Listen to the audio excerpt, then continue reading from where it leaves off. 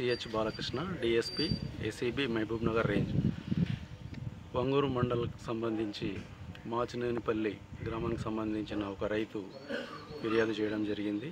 Transformer sanction చేసి poles ఏర్పాటు చేయడానికి ఈ వంగూరు లైన్మెన్ అయినటువంటి నాగేందర్ 20,000 డిమాండ్ చేయడం జరిగింది.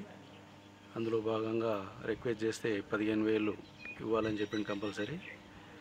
అట్టే ఫిర్యాదుపై ఈరోజు కేసు నమోదు చేసుకొని ఇక్కడికి వచ్చి రైతు లైన్మెన్ నాగేందర్కు 15,000 లంచం డబ్బులు ఇవ్వగానే ఆయన అదుపులోకి తీసుకోవడం జరిగింది.